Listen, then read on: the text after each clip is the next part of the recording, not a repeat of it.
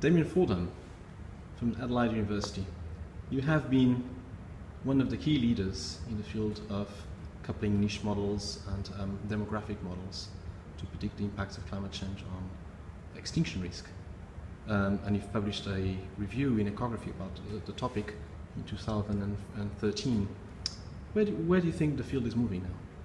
So as you say, I have a particular interest in combining field data, experimental data, and most recently also using long-term retrospective knowledge, things like ecological proxies, and using that information to improve forecasts of species range dynamics under climate change.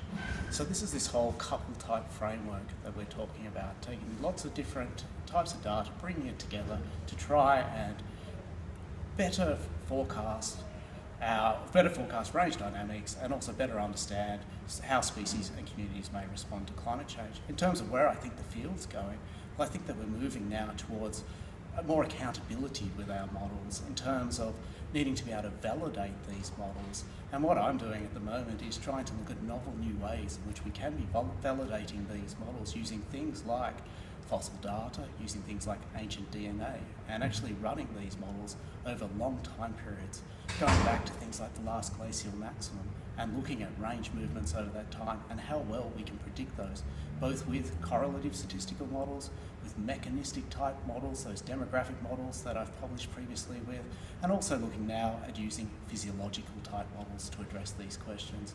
And I really think that's where the field's going. I think we need to now know which models can perform best under what circumstances.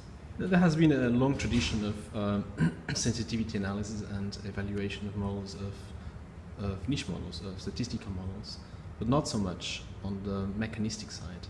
Well, from my understanding and the research and the literature that I've gone through, I've not been able to see any independent validation of mechanistic models themselves. What we see is that we see comparison of model outputs and people look for congruency. Yes, there's been some simulation studies which have tried to validate mechanistic models, and they seem to show that mechanistic models can do better at predicting range shifts due to the ecology and being able to integrate the ecology directly into these models. However, the jury's still out in terms of whether we can actually predict real-world range movements.